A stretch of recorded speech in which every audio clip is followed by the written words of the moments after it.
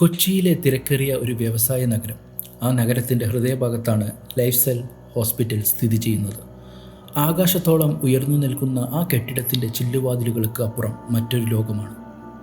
അവിടെ കാറ്റടിക്കുന്നത് പോലും എയർ കണ്ടീഷണറുകളുടെ തണുപ്പിലാണ്. അവിടെ ചികിത്സിക്കണമെങ്കിൽ ഒരു സാധാരണക്കാരൻ തൻ്റെ ജീവിതകാലം മുഴുവൻ സമ്പാദിച്ചാലും തികയില്ല. പണമില്ലാത്തവർക്ക് ആ ആശുപത്രിയുടെ നിഴൽ പോലും നിശിതമായിരുന്നു. ആ ആഡംബര ആശുപത്രിക്ക് തൊട്ടു മുന്നിൽ പൊടി പിടിച്ച റോഡരികിൽ ഒരു പഴയ തകര ഷെഡ് ഉണ്ട്. അതായിരുന്നു വിശ്വനാഥൻ്റെ ചായക്കട. നഗരത്തിലെ ഏറ്റവും വലിയ ഡോക്ടർമാരും ബിസിനസ്സുകാരും അവിടെ ചായ കുടിക്കാൻ വരും. വിശ്വനാഥൻ്റെ സഹായിയായി കൂടെയുള്ളത് അവൻ്റെ മകൻ ആര്യനാണ്.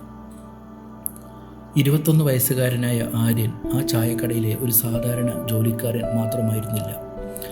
ആര്യൻ്റെ ജീവിതം രണ്ട് തട്ടിലായിരുന്നു. ഒരു കയ്യിൽ ചായ ഗ്ലാസുകൾ നിറച്ച ട്രേ ഇരിക്കുമ്പോൾ അവൻ്റെ മറുകൈ എപ്പോഴും കട്ടിയുള്ള മെഡിക്കൽ പുസ്തകങ്ങൾക്കിടയിലായിരിക്കും. അവൻ നഗരത്തിലെ മെഡിക്കൽ കോളേജിലെ അവസാന വർഷ വിദ്യാർത്ഥിയാണ്. സ്കോളർഷിപ്പ് കൊണ്ടാണ് അവൻ പഠിക്കുന്നത്.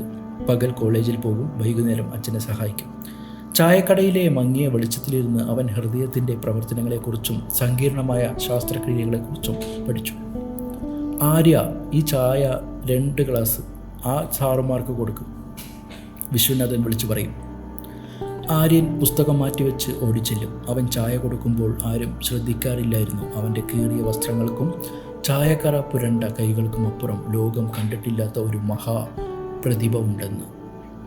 ഒരു ദിവസം വിശ്വനാഥൻ മകൻ പഠിത്തത്തിലുള്ള കാര്യം താല്പര്യം കണ്ട് കണ്ണു നിറഞ്ഞു പോയി പറഞ്ഞു, മോനെ, എൻ്റെ ആയുസ് മുഴുവൻ ഈ ചായപാത്രങ്ങൾക്കിടയിൽ തീർന്നു. പക്ഷേ നിൻ്റെ കൈകൾക്ക് പുണ്യം കിട്ടണം. നീ ആ വലിയ ആശുപത്രിയിലെ വലിയ ഡോക്ടറാകണം. പാവങ്ങളെ നീ കൈവിടരുത്. ആര്യൻ പുഞ്ചിരിച്ചുകൊണ്ട് പറയും, തീർച്ചയായും അച്ഛാ, ഒരു ദിവസം ഞാൻ അവിടെ ചായയുമായല്ല സദസ്കോപ്പുമായി പോകും. എന്നാൽ വിധി അവനെ കാത്തിരുന്നത് മറ്റൊരു രൂപത്തിലായിരുന്നു. നഗരത്തിലെ അധോലോകത്തിൻ്റെ രാജാവ് എന്നറിയപ്പെടുന്ന പ്രതാപൻ മുതലാളി ആ ദിവസം തൻ്റെ ആഡംബര കാറിൽ ആശുപത്രിയിലേക്ക് വരികയായിരുന്നു. നഗരത്തിലെ പോലീസും രാഷ്ട്രീയക്കാരും പ്രതാപൻ്റെ കാൽ കീഴിലായിരുന്നു. പക്ഷേ മരണത്തിന് പ്രതാപനെ ഭയമില്ലായിരുന്നു. പെട്ടെന്ന് ആശുപത്രിയുടെ മുന്നിൽ ഒരു നിശബ്ദത പടർന്നു. പ്രതാപൻ മുതലാളിയുടെ കാർ വേഗത്തിൽ വന്നു നിന്നു.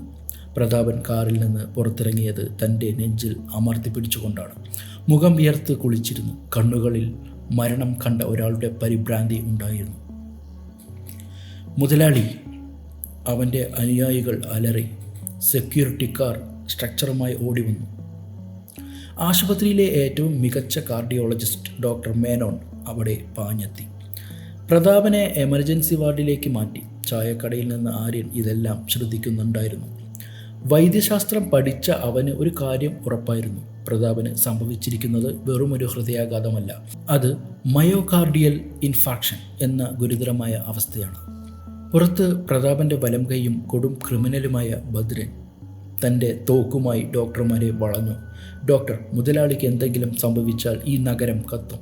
അയാളെ എങ്ങനെയെങ്കിലും രക്ഷിക്കണം. ഭദ്രൻ്റെ ശബ്ദം ഇടിമുഴക്കം പോലെയായിരുന്നു. ആശുപത്രിയിൽ പരിഭ്രാന്തി പടർന്നു. ഡോക്ടർ മേനോൻ പരിശോധന കഴിഞ്ഞ് പുറത്തു വന്നു. അയാളുടെ മുഖത്ത് ഭയമായിരുന്നു. പ്രതാപൻ മുതലാളിക്ക് ബ്ലോക്ക് മാറണമെങ്കിൽ സർജറി വേണം. പക്ഷേ അദ്ദേഹത്തിൻ്റെ ഹൃദയത്തിൻ്റെ അവസ്ഥ വളരെ മോശമാണ്. സർജറി ചെയ്താൽ അദ്ദേഹം ടേബിളിൽ വെച്ച് തന്നെ മരിക്കും. ഒന്നും ചെയ്തില്ലെങ്കിൽ 15 മിനിറ്റിനുള്ളിൽ എല്ലാം കഴിയും. ഡോക്ടർമാർ കൈവിടുമെന്ന വാർത്ത പുറത്തെത്തിയപ്പോൾ ഭദ്രൻ തൻ്റെ തോക്കിന് കാഞ്ചി വലിച്ചു. ഹോസ്പിറ്റൽ ലോബിയിൽ നിലവിളികൾ ഉയർന്നു. ഡോക്ടർമാർ വിറയ്ക്കാൻ തുടങ്ങി. ചായക്കടയിൽ നിന്നിരുന്ന ആര്യൻ പുസ്തകം താഴെ വെച്ചു. അവൻ തൻ്റെ അച്ഛനെ നോക്കി. അച്ഛാ, ഞാൻ പോകുന്നു. അവിടെ ഒരാൾ മരിക്കാൻ പോകുന്നു. വിശ്വനാഥൻ പരിഭ്രമിച്ചു. വേണ്ട മോനെ, അവർ നിന്നെ കൊല്ലും. അവർ മൃഗങ്ങളാണ്. ആര്യൻ ദൃഢനിശ്ചയത്തോടെ പറഞ്ഞു. അച്ഛാ, പണത്തിനു മുന്നിൽ ഡോക്ടർമാർക്ക് ഭയമുണ്ടാകാം, പക്ഷേ അറിവിനു മുന്നിൽ മരണത്തിന് പോലും തോൽക്കേണ്ടി വരും. എനിക്ക് ആത്മവിശ്വാസമുണ്ട്. ആര്യൻ തൻ്റെ പഴയ വസ്ത്രങ്ങൾ ഒന്ന് തട്ടിക്കുടഞ്ഞുകൊണ്ട് ആഡംബര ആശുപത്രിയുടെ പടികൾ ഓടിക്കയറി. മരണം വാപിളർന്നു നിൽക്കുന്ന ആ വാതിലുകൾക്ക് അപ്പുറത്തേക്ക് ഒരു ചായക്കടക്കാരൻ്റെ മകൻ തൻ്റെ പ്രതിഭയുമായി നടന്നു നീങ്ങി. ആശുപത്രിയുടെ ചില്ലുവാതിലുകൾക്കപ്പുറം നഗരം തന്നെയായിരുന്നു. ഡോക്ടർമാരുടെ വിയർത്ത മുഖങ്ങളും നഴ്സുമാരുടെ പരക്കം പാച്ചിലും കണ്ട് അവിടെ നിൽക്കുന്ന ആർക്കും വരാനിരിക്കുന്ന ദുരന്തം പ്രവചിക്കാനുമായിരുന്നു. പ്രതാപൻ മുതലാളിയുടെ അനുയായികൾ ഹോസ്പിറ്റൽ ഇടനാഴികൾ പിടിച്ചടക്കിയിരിക്കുന്നു. അവരുടെ കയ്യിലുണ്ടായിരുന്ന കറുത്ത തോക്കുകൾ ഓരോ ഡോക്ടറുടെയും നേരെ തിരിഞ്ഞിരുന്നു. ആര്യൻ വിയർത്ത് കുളിച്ചാണ് അകത്തേക്ക് കയറിയത്. റിസപ്ഷനിലിരുന്ന പെൺകുട്ടി ഭയത്താൽ വിറക്കുകയായിരുന്നു. ആര്യൻ നേരെ അവളുടെ അടുത്തേക്ക് ചെന്നു. പ്രതാപൻ മുതലാളിയെ എവിടെയാണ് പ്രവേശിപ്പിച്ചിരിക്കുന്നത്? ആര്യൻ ശബ്ദം ശാന്തമായിരുന്നു, പക്ഷേ അതിലൊരു അധികാരം നിഴലിച്ചിരുന്നു. മുഷിഞ്ഞ ഷർട്ടും ചായക്കര പുരണ്ട കൈകളും കണ്ടപ്പോൾ അവൾക്ക് ദേഷ്യം വന്നു. ചായക്കാരനാണോ? ചായയുമായി ഇപ്പോൾ ആരും അകത്തേക്ക് പോകേണ്ടതില്ല, പുറത്തു പോ. അവൾ അലറി. ഞാൻ ചായക്കാരനല്ല, ഞാനൊരു മെഡിക്കൽ വിദ്യാർത്ഥിയാണ്. പ്രതാപനെ രക്ഷിക്കാൻ എനിക്ക് സാധിക്കും. അദ്ദേഹത്തിൻ്റെ കേസ് ഷീറ്റ് എനിക്ക് കാണിച്ചു തരൂ, ആര്യൻ ആവശ്യപ്പെട്ടു. അവിടെ നിന്നിരുന്ന പ്രതാപൻ്റെ ഗുണ്ടകളിൽ ഒരാൾ ആര്യനെ തള്ളി വീഴ്ത്തി. എടാ ചായക്കടക്കാരാ, നഗരത്തിൽ വലിയ ഡോക്ടർമാർ വരെ പേടിച്ച് നിൽക്കുമ്പോഴാണോ നിന്റെ പ്രകടനം? പോയി ചായ ഗ്ലാസ് കഴുകടാ. ലോബിയിൽ പരിഹാസച്ചിരി ഉയർന്നു. ആര്യൻ നിലത്തുനിന്ന് എഴുന്നേറ്റ്. അവൻ്റെ കണ്ണുകളിൽ അപമാനം ഉണ്ടായിരുന്നില്ല, മറിച്ച് ഒരു ജീവൻ രക്ഷിക്കാനുള്ള വാശിയായിരുന്നു. പെട്ടെന്ന് ഡോക്ടർ മേനോനും സംഘവും ഓപ്പറേഷൻ തിയേറ്ററിൽ നിന്ന് പുറത്തേക്ക് വന്നു. ഭദ്രൻ തൻ്റെ തോക്കുമായി മേനോൻ്റെ അടുത്തേക്ക് പാഞ്ഞു. ഡോക്ടർ, എന്തുപറ്റി? എന്തെങ്കിലും വഴിയുണ്ടോ? ഡോക്ടർ മേനോൻ വിറയ്ക്കുന്ന സ്വരത്തിൽ പറഞ്ഞു. ക്ഷമിക്കണം, ധമനികളിലെ ബ്ലോക്ക് അത്രയും കഠിനമാണ്. അത് ഭേദിക്കാൻ നോക്കിയാൽ ഹൃദയത്തിൻ്റെ ഭിത്തികൾ തകരും. മെഡിക്കൽ സയൻസിൽ ഇതിന് മറ്റൊരു പോംവഴിയില്ല. സമയം കഴിഞ്ഞു. ഇത് കേട്ട ഭദ്രൻ തോക്ക് മേനോൻ്റെ നെറ്റിയിൽ അമർത്തി. അങ്ങനെയാണെങ്കിൽ മുതലാളിക്ക് മുമ്പേ നീ മരിക്കും. ഡോക്ടർ നിൽക്കൂ. ആര്യൻ്റെ ശബ്ദം ആ ഹാളിൽ പ്രതിധ്വനിച്ചു. എല്ലാവരും തിരിഞ്ഞു നോക്കി. ആര്യൻ ഡോക്ടർ മേനോൻ്റെ അടുത്തേക്ക് ചെന്നു. ഡോക്ടർ, നിങ്ങൾ റെട്രോഗ്രേഡ് അപ്രാച്ച് പരീക്ഷിച്ചോ? കൊളോട്രൽ നാഡികളുടെ പിന്നിലൂടെ കടന്ന് ബ്ലോക്ക് നീക്കം ചെയ്യുന്ന രീതി. റഷ്യൻ ജേർണലുകളിൽ ഇതിനെക്കുറിച്ച് പുതിയ പഠനങ്ങൾ വന്നിട്ടുണ്ട്. ഡോക്ടർ മേനോൻ ഒരു നിമിഷം സ്തംഭിച്ചു നിന്നു. ഒരു സാധാരണ പയ്യൻ ഇത്രയും സങ്കീർണമായ മെഡിക്കൽ ടേം പറയുന്നത് അയാൾക്ക് വിശ്വസിക്കാൻ ആയില്ല. നിനക്കെങ്ങനെ അറിയാം ഇതൊക്കെ? മേനോൻ ചോദിച്ചു. ഞാൻ നിങ്ങളുടെ കോളേജിലെ ആര്യനാണ്, കഴിഞ്ഞ സെമസ്റ്ററിലെ ഗോൾഡ് മെഡലിസ്റ്റ്. എനിക്കൊരു അവസരം തരൂ. പ്രതാപൻ മുതലാളി മരിക്കാൻ പോവുകയാണ്, എങ്കിലും ഒരു അവസാന ശ്രമം നടത്താം, ആര്യൻ പറഞ്ഞു. ഭദ്രൻ മേനോനെ നോക്കി. ഇവൻ പറയുന്നത് സത്യമാണോ? മേനോൻ തലയാട്ടി. ഇതൊരു ആത്മഹത്യയാണ്. ആ നാഡികൾ പൊട്ടിപ്പോകാൻ 99% സാധ്യതയുണ്ട്. പക്ഷേ ഒന്നും ചെയ്യാതിരുന്നാലും അദ്ദേഹം മരിക്കും. ഭദ്രൻ ആര്യൻ്റെ കോളറിൽ പിടിച്ച് തൻ്റെ അടുത്തേക്ക് വലിച്ചു. അവൻ്റെ കണ്ണുകളിൽ ചോര തുടുത്തിരുന്നു. നോക്ക് ചക്ക, നീ ആരാണെന്നോ എന്ത് പഠിച്ചെന്നോ എനിക്കറിയില്ല. നിനക്ക് ഒരു അവസരം തരാം. പക്ഷെ ശ്രദ്ധിച്ചോ, എൻ്റെ ബോസിൻ്റെ നെഞ്ചിൽ നീ ഒരു മുറിവുണ്ടാക്കിയാൽ നിൻ്റെ അച്ഛനെ ജീവനോടെ ഞാൻ ഈ ആശുപത്രിക്ക് മുന്നിൽ കത്തിക്കും. ആര്യൻ ഒരു നിമിഷം പുറത്തേക്ക് നോക്കി. അവിടെ തൻ്റെ അച്ഛൻ കരഞ്ഞുകൊണ്ട് പ്രാർത്ഥിക്കുന്നത് അവൻ കണ്ടു. അവൻ തിരിഞ്ഞ് ഭദ്രൻ്റെ കണ്ണുകളിലേക്ക് നേരിട്ട് നോക്കി പറഞ്ഞു. സമ്മതം, പക്ഷേ ഞാൻ അകത്ത് കയറിയാൽ എൻ്റെ ജോലികൾക്കിടയിൽ ആരും ഇടപെടരുത്. എനിക്ക് വേണ്ട ഉപകരണങ്ങൾ ഉടൻ തയ്യാറാക്കൂ. ഹോസ്പിറ്റലിലെ സീനിയർ സർജൻമാർ വിയർത്ത് നിൽക്കുമ്പോൾ ആര്യൻ ഓപ്പറേഷൻ തിയേറ്ററിലേക്ക് നടന്നു. നഴ്സുമാർ അവനെ അണുവിമുക്തമാക്കാൻ സഹായിച്ചു. പച്ച നിറത്തിലുള്ള സർജിക്കൽ വസ്ത്രം ധരിച്ച് അവൻ പുറത്തു വന്നപ്പോൾ അവനിൽ ഒരു പുതിയ തേജസ് ഉണ്ടായിരുന്നു. ചായക്കടയിലെ ആര്യനല്ല, ലോകം കാണാനിരിക്കുന്ന ഒരു വലിയ സർജൻ്റെ രൂപമായിരുന്നു. ഓപ്പറേഷൻ തിയേറ്റർ വാതിലുകൾക്ക് മുന്നിൽ ചുവന്ന ലൈറ്റ് തെളിച്ചു. ആശുപത്രി പുറത്ത് ജനക്കൂട്ടം തടിച്ചുകൂടി. ചായക്കാരൻ്റെ മകൻ നഗരത്തിലെ ഏറ്റവും ക്രൂരനായ മനുഷ്യൻ്റെ ഹൃദയം തുറക്കാൻ പോകുന്നു. ആര്യൻ തൻ്റെ കയ്യിൽ സ്കാൽപ്പിലെടുത്തു. കൈകൾ വിറയ്ക്കുന്നില്ലായിരുന്നു, മനസ്സ് മഞ്ഞുപോലെ തണുത്തതായിരുന്നു. സർ, BP താഴുകയാണ്, നഴ്സ് വിളിച്ചു പറഞ്ഞു. ആര്യൻ മോണിറ്ററിലേക്ക് നോക്കി. മരണത്തിന് തൊട്ടു മുമ്പുള്ള അവസാനത്തെ മിനിറ്റുകൾ. ആര്യൻ തൻ്റെ സൂക്ഷ്മമായ വിദ്യ ആരംഭിച്ചു. നഗരത്തിലെ ഏറ്റവും ആഡംബരമുള്ള മെഡിക്കൽ ഉപകരണങ്ങൾ ഇന്ന് ഒരു ദരിദ്രനായ വിദ്യാർത്ഥിയുടെ കൈകളിൽ ഇരുന്ന് അകത്ത് സർജറി പുരോഗമിക്കുമ്പോൾ പുറത്ത് ഭദ്രൻ തൻ്റെ തോക്കിൻ്റെ കാഞ്ചിയിൽ വിരൽ അമർത്തി കാത്തിരിക്കുകയായിരുന്നു. വിധി ഇന്ന് ആര്യൻ്റെ കൈകളിലായിരുന്നു. വിജയമോ അതോ കൂട്ടമരണമോ? ഓപ്പറേഷൻ തിയേറ്ററിനുള്ളിലെ അന്തരീക്ഷം മരവിപ്പിക്കുന്നതായിരുന്നു. എയർ കണ്ടീഷണറുകളുടെ നേരിയ ശബ്ദവും മെഡിക്കൽ മോണിറ്ററുകളുടെ ബീപ്പ് ശബ്ദവും ഒഴിച്ചാൽ അവിടെ മറ്റൊരു നിശബ്ദതയായിരുന്നു.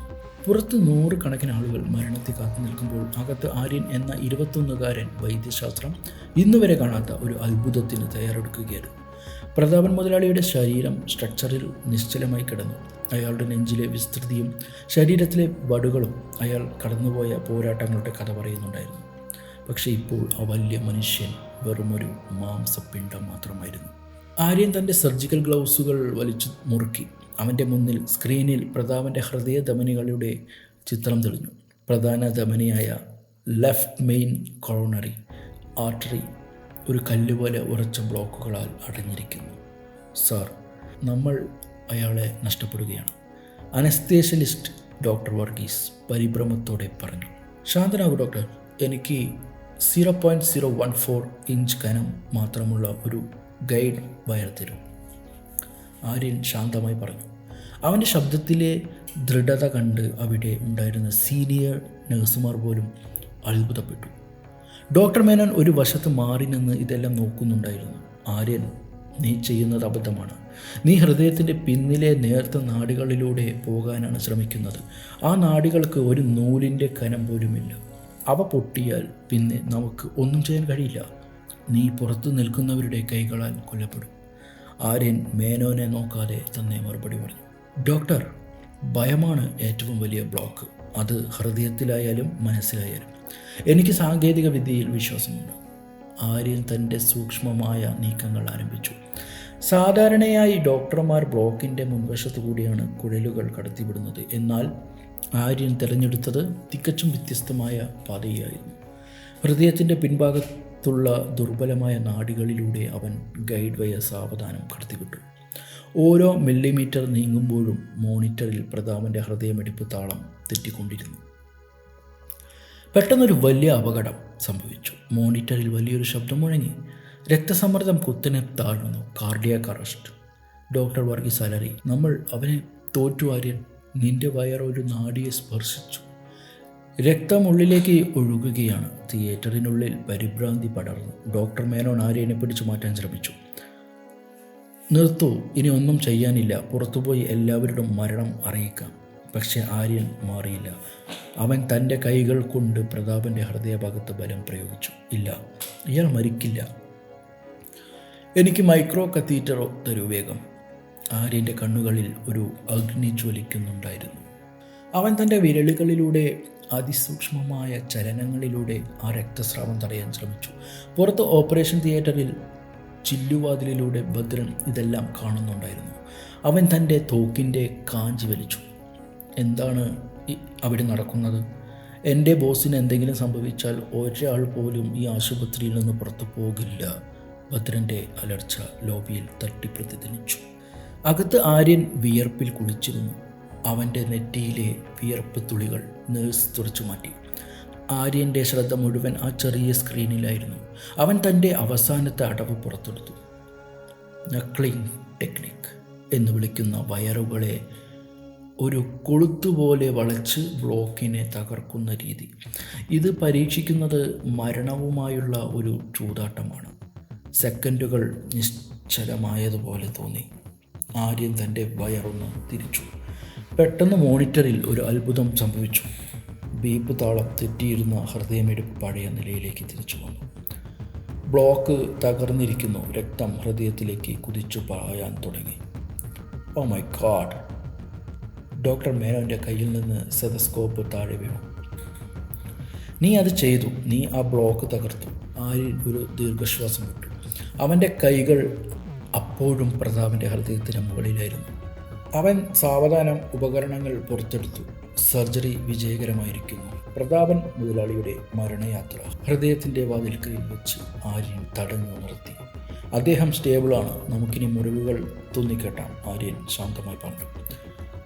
അവൻ ഗൗണഴിച്ച് പുറത്തേക്ക് നടക്കാൻ ഒരുങ്ങി. പക്ഷേ അവൻ അറിയാമായിരുന്നു ശരിക്കുമുള്ള പോരാട്ടം തുടങ്ങാനിരിക്കുന്നതേ ഉള്ളൂ എന്ന്. ഒരു ജീവൻ രക്ഷിച്ച സന്തോഷം അവൻ്റെ മുഖത്തുണ്ടായിരുന്നുവെങ്കിൽ പുറത്ത് കാത്തു നിൽക്കുന്ന നിയമത്തെയും അധികാരത്തെയും കുറിച്ച് അവന് ആശങ്കയുണ്ടായിരുന്നു. വാതിൽ തുറന്ന് ആര്യൻ പുറത്തേക്ക് ഇറങ്ങിയപ്പോൾ ഭദ്രനും സംഘവും തോക്കുമായി അവനെ വളഞ്ഞു. ഭദ്രൻ ആര്യൻ്റെ മുഖത്തേക്ക് നോക്കി. പറയൂ, എൻ്റെ ബോസ് എവിടെ? ആര്യൻ കണ്ണു ചിമ്മാതെ മറുപടി പറഞ്ഞു. അദ്ദേഹം രക്ഷപ്പെട്ടു. ഇനി വിശ്രമം വേണം. ഒരു നിമിഷത്തെ നിശബ്ദതയ്ക്ക് ശേഷം ലോബിയിൽ ആനന്ദാരവം മുഴങ്ങി. പക്ഷേ ആ സന്തോഷത്തിനിടയിലും ദൂരെ ഒരു പോലീസ് ജീപ്പിൻ്റെ സൈറൻ ശബ്ദം ആര്യൻ്റെ കാതുകളിൽ പതിച്ചു. സിറ്റി പോലീസ് കമ്മീഷണർ ചന്ദ്രശേഖർ തൻ്റെ വലിയ സംഘവുമായി ആശുപത്രിയിലേക്ക് ഇരച്ചു കയറുകയായിരുന്നു. ആര്യൻ രക്ഷിച്ചത് ഒരു മനുഷ്യനെയല്ല, നഗരത്തിലെ ഏറ്റവും വലിയ കുറ്റവാളിയെയായിരുന്നു. നിയമത്തിന് മുന്നിൽ അതൊരു വലിയ തെറ്റായിരുന്നു. ഓപ്പറേഷൻ തിയേറ്ററിന് മുകളിലെ ആ ചുവന്ന വെളിച്ചം അണഞ്ഞു. ലോബിയിൽ ശ്വാസം അടക്കിപ്പിടിച്ചു നിന്ന നൂറുകണക്കിന് ആളുകൾ ഒരേ സമയം ആ വാതിലിൽ കണ്ണു നട്ടു. വാതിലുകൾ സാവധാനം തുറന്നു. പച്ച നിറത്തിലുള്ള സർജിക്കൽ ഗൗണിൽ മുഖം വിയർത്തു കുളിച്ച അവസ്ഥയിൽ ആര്യൻ പുറത്തേക്ക് വന്നു. അവൻ്റെ കണ്ണുകളിൽ വലിയൊരു യുദ്ധം ജയിച്ചവൻ്റെ തിളക്കം ഉണ്ടായിരുന്നു. എന്നാൽ ആ ആശ്വാസം അനുഭവിക്കാൻ വിധി അവനെ അനുവദിച്ചില്ല. ആശുപത്രിയുടെ വിശാലമായ ലോബിയിൽ ഇപ്പോൾ യുദ്ധക്കളത്തിൻ്റെ പ്രതീതിയായിരുന്നു. കമ്മീഷണർ ചന്ദ്രശേഖരൻ്റെ നേതൃത്വത്തിലുള്ള വൻ പോലീസ് പട തോക്കുകളുമായി നിലയുറപ്പിച്ചിരുന്നു. പ്രതാപൻ മുതലാളിയുടെ അനുയായികളായ ഭദ്രനും സംഘവും മറുവശത്ത് പോലീസിനെ വെല്ലുവിളിച്ചു നിന്നു. ആര്യൻ പുറത്തേക്കിറങ്ങിയതും കമ്മീഷണർ മുന്നോട്ട് വന്നു. ആര്യൻ കമ്മീഷണറുടെ ശബ്ദം ലോബിയിൽ മുഴങ്ങി. നീ ചെയ്തത് അതിസാഹസികമായ ഒരു കാര്യമാണെന്ന് ലോകം പറയുമായിരിക്കും. പക്ഷേ നിയമത്തിൻ്റെ പുസ്തകത്തിൽ നീ ഒരു കുറ്റവാളിയാണ്. ഒരു മെഡിക്കൽ വിദ്യാർത്ഥി മാത്രമായും നീ ഒരു സീനിയർ ഡോക്ടർമാരുടെ അനുവാദമില്ലാതെയും ലൈസൻസ് ഇല്ലാതെയും ഇത്രയും സങ്കീർണമായ ശസ്ത്രക്രിയ നടത്തിയത് ഗുരുതരമായ തെറ്റാണ്. കൂടാതെ ഈ നഗരത്തിലെ നിയമം തിരയുന്ന ഏറ്റവും വലിയ ക്രിമിനലിനെ നീ മരണത്തിൽ നിന്നും രക്ഷിച്ചിരിക്കുന്നു. ഇതിന് നീ മറുപടി പറയേണ്ടി വരും. ആര്യൻ ശാന്തനായി നിന്നു. അവൻ്റെ കൈകൾ ഇപ്പോഴും വിറയ്ക്കുന്നുണ്ടായിരുന്നു. ഭയം കൊണ്ടല്ല, മറിച്ച് മണിക്കൂറുകൾ നീണ്ട ആ കഠിനമായ ശസ്ത്രക്രിയയുടെ ക്ഷീണം കൊണ്ട്. കമ്മീഷണർ സാർ, ആര്യൻ പതുക്കെ സംസാരിച്ചു തുടങ്ങി. എൻ്റെ മുന്നിൽ കിടക്കുന്നത് ഒരു ക്രിമിനലല്ല, മറിച്ച് പിടയുന്ന ഒരു ഹൃദയമായിരുന്നു. ഒരു ഡോക്ടറാകാൻ പഠിക്കുന്ന എനിക്ക് ഒരു ജീവൻ രക്ഷിക്കാനുള്ള അവസരം ലഭിച്ചപ്പോൾ നിയമത്തെക്കുറിച്ച് ആലോചിക്കാൻ സമയമില്ലായിരുന്നു. ശാസ്ത്രം എന്നെ പഠിപ്പിച്ചത് ജീവൻ നിലനിർത്താനാണ്, അത് ആരുടെ ആയാലും. ഇത് കേട്ട ഭദ്രൻ തൻ്റെ തോക്ക് കമ്മീഷണറുടെ നെറ്റിക്ക് നേരെ ചൂണ്ടി. കമ്മീഷണർ, ആര്യനെ തൊട്ടുപോയാൽ ഈ ആശുപത്രി ഇന്ന് കത്തും. എൻ്റെ ബോസിൻ്റെ ജീവൻ രക്ഷിച്ച ഈ പയ്യൻ ഞങ്ങളുടെ ദൈവമാണ്. ദൈവത്തെ ചങ്ങലക്കിടാൻ ഞങ്ങൾ അനുവദിക്കില്ല. ഭദ്രൻ്റെ അലർച്ച ലോബിയിലെ ചില്ലുവാതിലുകളെ പോലും വിറപ്പിച്ചു. ഗുണ്ടകളും പോലീസും തമ്മിൽ ഏറ്റുമുട്ടലിന് ഒരുങ്ങി. ആര്യൻ പെട്ടെന്ന് ഭദ്രൻ്റെയും കമ്മീഷണറുടെയും ഇടയിൽ കയറി നിന്നു. നിർത്തു ഭദ്ര, തോക്ക് താഴ്ത്തു. അക്രമം കൊണ്ട് ഒരു ജീവൻ രക്ഷിക്കാമെന്ന് ഞാൻ കരുതുന്നില്ല. ഞാൻ നിയമത്തെ ബഹുമാനിക്കുന്നു. ഞാൻ ചെയ്തത് ശരിയാണെന്ന് എനിക്ക് ബോധ്യമുണ്ട്. അതുകൊണ്ട് തന്നെ എനിക്ക് ആരെയും ഭയമില്ല. ആര്യൻ തൻ്റെ കൈകൾ കമ്മീഷണർക്ക് നേരെ നീട്ടി. സാർ, നിയമം അതിൻ്റെ വഴിക്ക് പോകട്ടെ. എന്നെ അറസ്റ്റ് ചെയ്തോളൂ. വിശ്വനാഥൻ ജനക്കൂട്ടത്തിനിടയിൽ നിന്ന് ഓടിവന്ന മകനെ കെട്ടിപ്പിടിച്ചു. മോനെ, നീ എന്ത് തെറ്റാണ് ചെയ്തത്? ഒരാളെ രക്ഷിക്കുന്നതാണോ ഈ നാട്ടിലെ കുറ്റം? അദ്ദേഹം കമ്മീഷണറുടെ കാൽക്കൽ വീണു. ആ ദൃശ്യം കണ്ടുനിന്ന മാധ്യമ പ്രവർത്തകർ ക്യാമറ മിന്നിച്ചു. ചായക്കാരൻ്റെ മകൻ കൈവിലങ്ങുകളുമായി നടന്നു നീങ്ങുമ്പോൾ ഹോസ്പിറ്റൽ ലോബിയിൽ ഒരു വലിയ നിശബ്ദത പടർന്നു. പോലീസ് ജീപ്പിലേക്ക് ആര്യനെ കയറ്റുമ്പോൾ നഗരത്തിലെ സാധാരണക്കാരായ ആളുകൾ ജീപ്പിന് ചുറ്റും കൂടി. ആര്യനെ വിട്ടയക്കുക എന്ന മുദ്രാവാക്യങ്ങൾ അവിടെ ഉയർന്നു. ആശുപത്രി ഡോക്ടർമാർ പോലും പരസ്പരം നോക്കി നിൽക്കുകയായിരുന്നു. ഡോക്ടർ മേനോൻ്റെ മനസ്സിൽ കുറ്റബോധം തോന്നി തുടങ്ങി. തങ്ങൾക്ക് ചെയ്യാൻ കഴിയാത്തത് ചെയ്ത ആ പയ്യനെ നിയമത്തിൻ്റെ പേരിൽ പിടിക്കുന്നത് നീതിയല്ലെന്ന് അയാൾക്ക് തോന്നി. ജീപ്പ് നീങ്ങിത്തുടങ്ങിയപ്പോൾ ആര്യൻ ജനലിലൂടെ തൻ്റെ അച്ഛനെ നോക്കി പുഞ്ചിരിച്ചു. ആ പുഞ്ചിരിയിൽ ഒരു വലിയ സത്യമുണ്ടായിരുന്നു. പണത്തിനും അധികാരത്തിനും മുകളിൽ പ്രതിഭയ്ക്ക് സ്ഥാനമുണ്ടെന്ന് അവൻ തെളിയിച്ചു കഴിഞ്ഞിരുന്നു. പക്ഷേ ജയിലിൻ്റെ ഇരുട്ടറയിലേക്കാണ് താൻ പോകുന്നതെന്ന് അവൻ അറിയാമായിരുന്നു. ലോക്കപ്പിനുള്ളിലെ തണുത്ത തറയിൽ ഇരിക്കുമ്പോഴും ആര്യൻ്റെ കാതുകളിൽ ആ മോണിറ്ററിൻ്റെ ബീപ് ശബ്ദം മുഴങ്ങുകയായിരുന്നു. ഒരു ഹൃദയം വീണ്ടും ഇടിച്ചു തുടങ്ങിയതിൻ്റെ ശബ്ദം. അന്നേ ദിവസം രാത്രി നഗരം ഉറങ്ങിയില്ല. വാർത്താ ചാനലുകൾ ആര്യൻ്റെ കഥ ആവർത്തിച്ചു കൊണ്ടിരുന്നു. ജീവൻ രക്ഷിച്ച കൈകളിൽ വിലങ്ങുകൾ എന്ന തലക്കെട്ടുകൾ പത്രങ്ങളിൽ നിറഞ്ഞു. പോലീസിനും ഗവൺമെൻറ്റിനും എതിരെ ജനരോഷം ആഞ്ഞടിച്ചു. ഒരു വശത്ത് നിയമം അതിൻ്റെ മുഷ്ടി ചുരുട്ടി നിൽക്കുമ്പോൾ മറുവശത്ത് ലക്ഷക്കണക്കിന് ജനങ്ങളുടെ സ്നേഹം ആര്യന് കാവലായി നിന്നു. ഹോസ്പിറ്റൽ മാനേജ്മെൻറ്റ് ഒരു അടിയന്തര യോഗം ചേർന്നു. ആര്യൻ ചെയ്തത് ആശുപത്രി ചട്ടങ്ങൾക്ക് വിരുദ്ധമാണെന്നും അതിനാൽ അവനെ നിയമപരമായി നേരിടാമെന്നും അവർ തീരുമാനിച്ചു. ആര്യൻ്റെ മെഡിക്കൽ വിദ്യാഭ്യാസം റദ്ദാക്കാനുള്ള കത്തുകൾ സർവകലാശാലയിലേക്ക് അയക്കാൻ അവർ ഉത്തരവിട്ടു. ഒരു പാവപ്പെട്ട വിദ്യാർത്ഥിയുടെ ഭാവി തകർക്കാൻ അധികാരമുള്ളവർ കൈകോർത്തു. എന്നാൽ അവർ മറന്നുപോയ ഒരു കാര്യമുണ്ടായിരുന്നു. ആര്യൻ രക്ഷിച്ചത് നഗരത്തിലെ ഏറ്റവും ശക്തനായ മനുഷ്യനെയാണ്. ആ മനുഷ്യൻ ഉണരുമ്പോൾ ഈ നിയമങ്ങളെല്ലാം വെറും കടലാസ് തുണ്ടുകൾ മാത്രമാകുമെന്ന് അവർ അറിഞ്ഞിരുന്നില്ല. ജയിലിനുള്ളിലെ ഇരുട്ടിൽ ആര്യൻ തൻ്റെ പുസ്തകത്തെക്കുറിച്ച് ഓർത്തു. നീതിയും നിയമവും തമ്മിലുള്ള പോരാട്ടം അവിടെ ആരംഭിക്കുകയായിരുന്നു. നഗരത്തിലെ സെൻട്രൽ ജയിലിൻ്റെ ഇടുങ്ങിയതും തണുത്തതുമായ ഒരു സെല്ലിൽ ആര്യൻ ഇരിക്കുകയായിരുന്നു. പുറത്ത് നേരം വെളുത്തു തുടങ്ങിയിരിക്കുന്നു. ജയിലിൻ്റെ ചെറിയ ജനലിലൂടെ വരുന്ന സൂര്യപ്രകാശം അവൻ്റെ മുഖത്ത് പതിക്കുമ്പോൾ അവൻ്റെ ഭയത്തിൻ്റെയോ നിരാശയുടെയോ നിഴലുകൾ പോലും ഇല്ലായിരുന്നു. കഴിഞ്ഞ രാത്രി മുഴുവൻ അവൻ ഉറങ്ങിയിരുന്നില്ല. മനസ്സിൽ മുഴുവൻ പ്രതാപൻ മുതലാളിയുടെ ഹൃദയമിടിപ്പായിരുന്നു. താൻ തുന്നിച്ചേർത്ത ആ മുറിവുകൾ കരിഞ്ഞിട്ടുണ്ടാകുമോ, രക്തപ്രവാഹം കൃത്യമായി നടക്കുന്നുണ്ടാകുമോ എന്ന ചിന്ത മാത്രമായിരുന്നു അവനിൽ. എന്നാൽ പുറം ലോകത്ത് ആര്യൻ ഒരു കൊടുങ്കാറ്റായി മാറിക്കഴിഞ്ഞിരിക്കുന്നു. ചായക്കടക്കാരൻ്റെ മകനെ അറസ്റ്റ് ചെയ്ത വാർത്ത നഗരത്തിലെ ഓരോ വീടുകളിലും ചർച്ചയായി. സാധാരണക്കാർക്ക് അവൻ സ്വന്തം മകനെ പോലെയായിരുന്നു. ഒരാളെ മരണത്തിൽ നിന്ന് രക്ഷിച്ചതാണോ ഈ രാജ്യത്തെ ഏറ്റവും വലിയ കുറ്റം എന്ന ചോദ്യം സോഷ്യൽ മീഡിയയിലും ലക്ഷക്കണക്കിന് ആളുകൾ പങ്കുവച്ചു. നഗരത്തിലെ മെഡിക്കൽ കോളേജ് വിദ്യാർത്ഥികൾ ക്ലാസുകൾ ബഹിഷ്കരിച്ച് തെരുവിലിറങ്ങി. ആര്യനെ മോചിപ്പിക്കാതെ തങ്ങൾ പഠിക്കില്ലെന്ന് അവർ പ്രഖ്യാപിച്ചു. വിശ്വനാഥൻ ജയിൽ കവാടത്തിന് മുന്നിൽ നിരാഹാരം ആരംഭിച്ചു. വെളുത്ത വസ്ത്രം ധരിച്ച് ക്ഷീണിച്ച മുഖവുമായി ആ വൃദ്ധൻ ഇരിക്കുന്നത് കണ്ടപ്പോൾ നഗരത്തിലെ ഓട്ടോറിക്ഷ ഡ്രൈവർമാരും പച്ചക്കറി വ്യാപാരികളും തങ്ങളുടെ പണി നിർത്തിവെച്ച് അദ്ദേഹത്തിന് ചുറ്റും തടിച്ചുകൂടി. എൻ്റെ മകൻ ആരുടെയും പോക്കറ്റ് അടിച്ചിട്ടില്ല. അവൻ ആരെയും കൊന്നിട്ടില്ല. അവൻ ആ വലിയ ആശുപത്രിയിലെ ഡോക്ടർമാർക്ക് ചെയ്യാൻ കഴിയാത്തത് ചെയ്തു. എന്നിട്ടും അവനെ കുറ്റവാളിയാക്കി നിങ്ങൾ ഇവിടെ പൂട്ടിയിട്ടിരിക്കുന്നു. വിശ്വനാഥൻ്റെ വിറയ്ക്കുന്ന ശബ്ദം മൈക്കിലൂടെ നഗരം മുഴുവൻ കേട്ടു.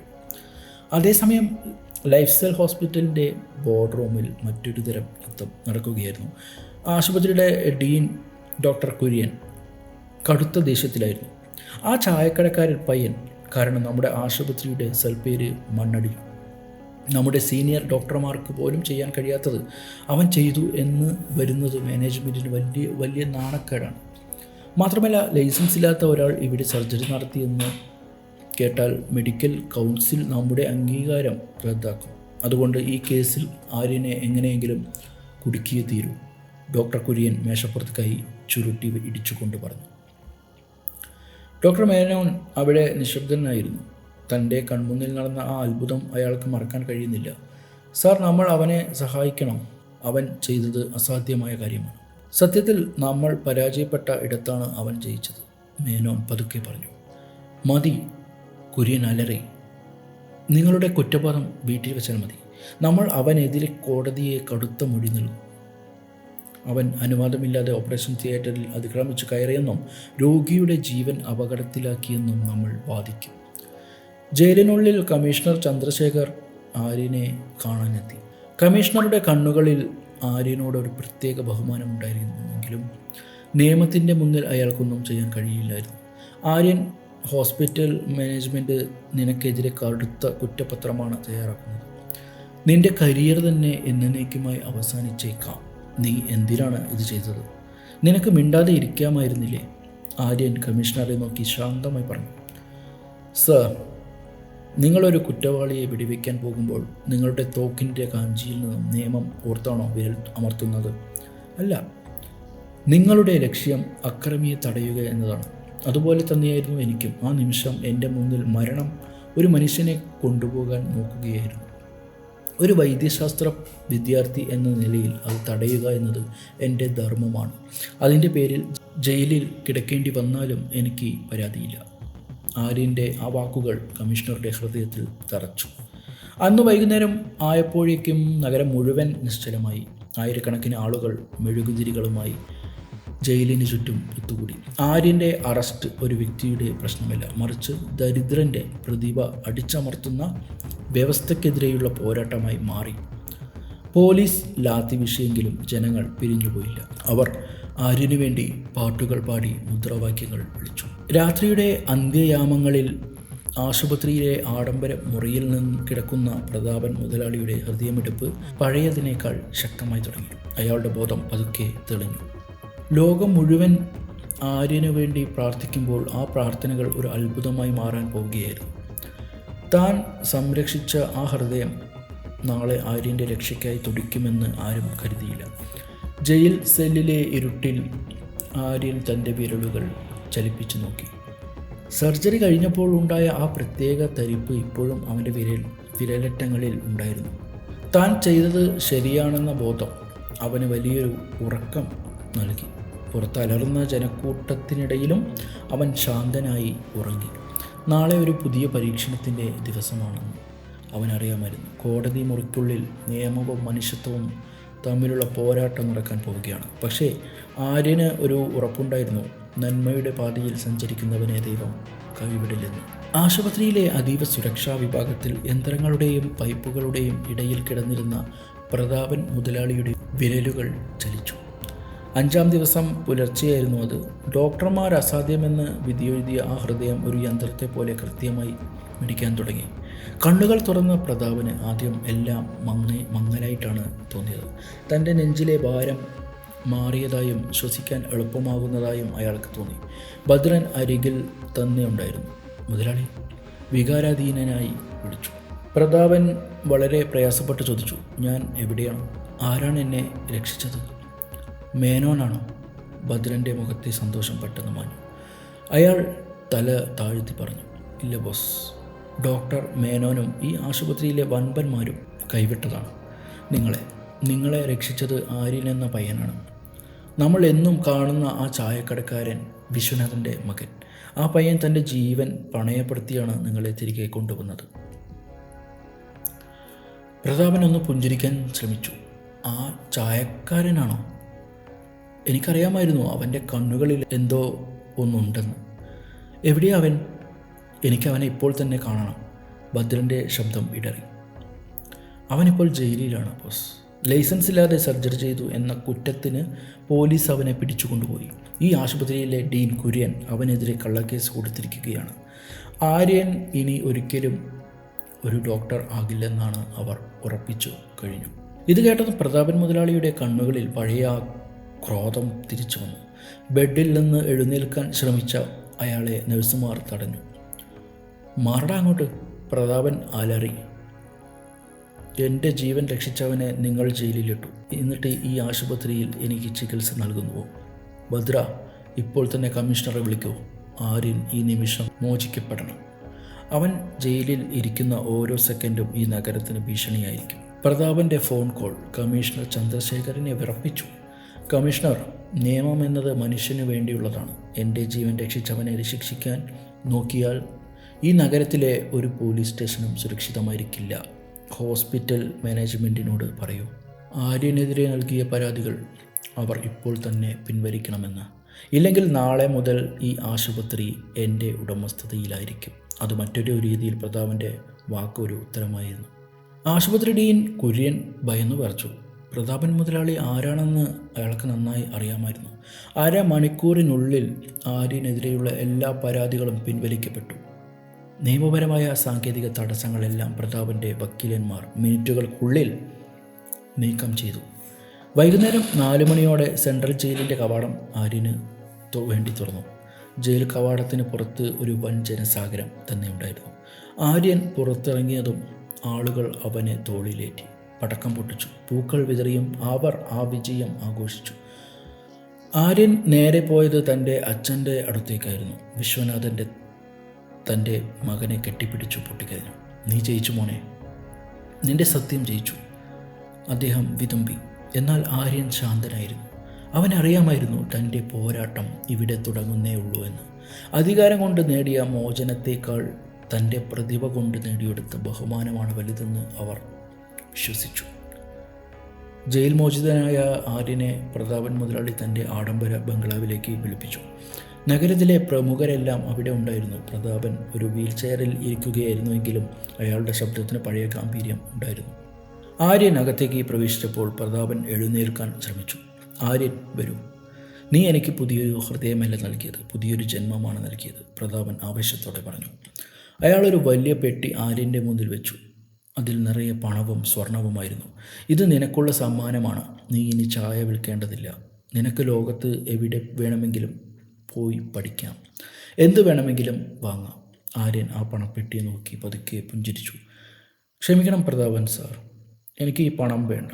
എൻ്റെ അച്ഛൻ പഠിപ്പിച്ചത് അധ്വാനിച്ച് കിട്ടുന്ന പണത്തിന് വിലയുള്ളൂ എന്നാണ്. എനിക്ക് വേണ്ടത് ഈ പണമില്ല. പ്രതാപൻ അത്ഭുതപ്പെട്ടു. പിന്നെ നിനക്ക് എന്താണ് വേണ്ടത്? എന്ത് ചോദിച്ചാലും ഞാൻ തരും. ആര്യൻ പ്രതാപൻ്റെ കണ്ണുകളിലേക്ക് നോക്കി പറഞ്ഞു. എനിക്ക് വേണ്ടത് നിങ്ങളുടെ ഈ തോക്കുകളും അക്രമവുമാണ്. നിങ്ങൾ നഗരത്തിലെ ഏറ്റവും വലിയ ക്രിമിനൽ ആണ്. നിങ്ങളുടെ ഒരു ഫോൺ കോളിൽ ആളുകൾ മരിക്കുന്നു. ഞാനൊരു ജീവൻ രക്ഷിച്ചു, പക്ഷേ നിങ്ങൾ 1000 ജീവനുകൾ ഇല്ലാതാക്കുന്നു. നിങ്ങൾ എനിക്ക് എന്തെങ്കിലും നൽകാൻ ആഗ്രഹിക്കുന്നുവെങ്കിൽ ഈ അക്രമം ഉപേക്ഷിക്കൂ.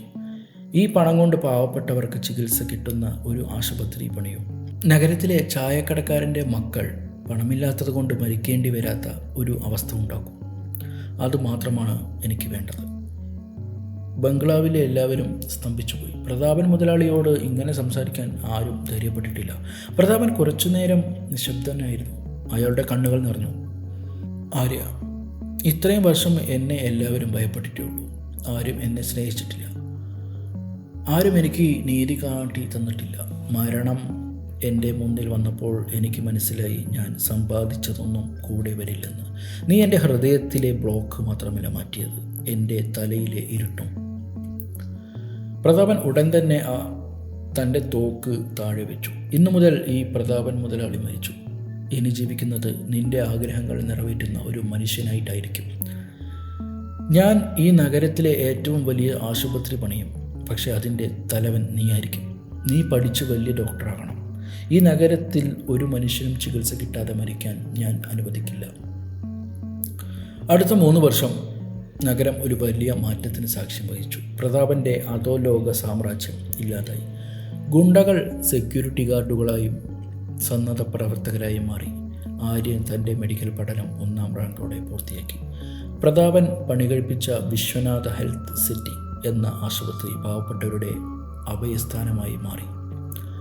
ആര്യൻ വെറും ഒരു ഡോക്ടർ അല്ല, ഒരു ഹീറോവായി വളർന്നു. പണമില്ലാത്തവർക്ക് ആര്യൻ ദൈവമായിരുന്നു. 10 വർഷങ്ങൾ കടന്നുപോയി. ഇന്ന് ആ നഗരത്തിൻ്റെ പശ്ചാത്തലം തന്നെ മാറിക്കഴിഞ്ഞിരുന്നു. ആഡംബരങ്ങളുടെ നഗരമായിരുന്ന അവിടെ ഇന്ന് ലോകത്തിലെ ഏറ്റവും വലിയ മികച്ച സൗജന്യ ചികിത്സാ കേന്ദ്രങ്ങളിൽ ഒന്നുണ്ട്. ആര്യൻ വിശ്വനാഥ മെഡിക്കൽ ഹോസ്പിറ്റലിലെ ഏറ്റവും വലിയ കവാടത്തിൽ ഒരു പ്രത്യേക ശില്പമുണ്ട്.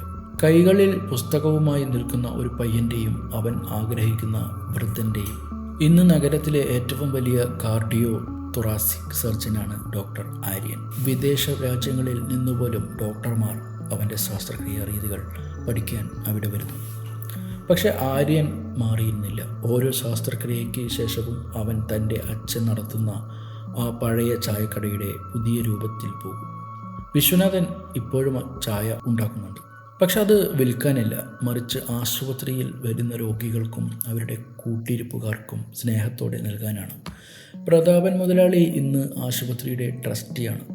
അയാൾ വെള്ള വസ്ത്രങ്ങൾ ധരിക്കുന്നു, എപ്പോഴും ശാന്തനായി കാണപ്പെടുന്നു. അയാളുടെ വലം കൈ ആയിരുന്ന ഭദ്രൻ ഇന്ന് ആശുപത്രിയുടെ അഡ്മിനിസ്ട്രേറ്ററാണ്. ഒരു കാലത്ത് തോക്കുകൾ മുഴങ്ങിയിരുന്ന ആ കൈകളിൽ ഇന്ന് ഫയലുകളും മരുന്നും മഞ്ചുകളുമാണ്. ഒരു വൈകുന്നേരം തൻ്റെ ക്യാബിനിൽ ഇരുന്ന് ജനലിലൂടെ പുറത്തേക്ക് നോക്കുമ്പോൾ ആര്യൻ തൻ്റെ പഴയ കാലത്തെക്കുറിച്ച് ഓർത്തു. ആ പഴയ ടയർ കത്തിച്ച വെളിച്ചത്തിലായിരുന്നു പഠിച്ച നിമിഷങ്ങൾ. ആ ചായ ഗ്ലാസ്സിലെ ചായക്കറകൾ, ഡോക്ടർമാരുടെ പരിഹാസങ്ങൾ. അവൻ പുഞ്ചിരിച്ചു. പണമില്ലാത്തതിൻ്റെ പേരിൽ ആരും പുറത്താക്കപ്പെടാത്ത, ചികിത്സ നിഷേധിക്കപ്പെടാത്ത ഒരു വ്യവസ്ഥിതി അവൻ കെട്ടിപ്പടുത്തിരിക്കുന്നു. പെട്ടെന്ന് ഇൻ്റർകോം ബെല്ലടിച്ചു. സർ, ഒരു എമർജൻസി കേസ് വന്നിട്ടുണ്ട്. പണമില്ലാത്ത ഒരു ദരിദ്രൻ്റെ ഹൃദയം നിലയ്ക്കാൻ പോകുന്നു. മറ്റു ആശുപത്രികൾ എല്ലാം അയാൾ കൈവിട്ടു. ആര്യൻ തൻ്റെ സ്റ്റെതസ്കോപ്പ് എടുത്ത് എഴുന്നേറ്റു. വേഗം ഓപ്പറേഷൻ തിയേറ്റർ തയ്യാറാക്കൂ. ഞാൻ വരികയാണ്. ഈ ആശുപത്രിയിലെ വാതിൽക്കൽ നിന്ന് ഒരാളും മടങ്ങിപ്പോകരുത്. ആര്യൻ നടന്നു നീങ്ങുമ്പോൾ ഹോസ്പിറ്റലിൻ്റെ ഇടനാഴിയിലെ ചുമരിൽ എഴുതിയിരിക്കുന്ന വാചകം തിളങ്ങുന്നുണ്ടായിരുന്നു. പ്രതിഭയ്ക്ക് ജാതിയോ പണമോ ഇല്ല, അത് മനുഷ്യത്വത്തിൻ്റെ ഭാഷയാണ്. നഗരത്തിൻ്റെ പുതിയ തലമുറയിലെ ചായക്കടക്കാരും ഓട്ടോ ഡ്രൈവർമാരും ആര്യനെ നോക്കി സ്വപ്നം കാണാൻ പഠിച്ചു. ഒരു ചെറിയ ചായക്കടയിൽ നിന്ന് തുടങ്ങിയ ആ യാത്ര വലിയ വിപ്ലവമായി മാറിയിരിക്കുന്നു. ഡോക്ടർ, അവർ സ്നേഹത്തോടെ വിളിച്ചു. ഹൃദയങ്ങളുടെ ഡോക്ടർ. രാത്രിയുടെ നിശബ്ദതയിൽ ആ നഗരം സമാധാനത്തോടെ ഉറങ്ങി. കാരണം അവർക്ക് അറിയാമായിരുന്നു, തങ്ങളെ കാക്കാൻ ആര്യൻ എന്ന പഴയ ചായക്കരൻ പയ്യൻ അവിടെ ഉണ്ടെന്ന്. തോൽക്കാൻ തയ്യാറാകാത്ത മനസ്സുണ്ടെങ്കിൽ ഏതൊരു മനുഷ്യനും ചരിത്രം മാറ്റിയെഴുതുമെന്ന് അവൻ ലോകത്തിന് തെളിയിച്ചു കൊടുത്തു. ഈ കഥ നിങ്ങൾക്ക് ഇഷ്ടപ്പെട്ടു കാണുമെന്ന് ഞാൻ വിചാരിക്കുന്നു. വോയിസ്ലി മലയാളം യൂട്യൂബ് ചാനൽ സബ്സ്ക്രൈബ് ചെയ്യുക.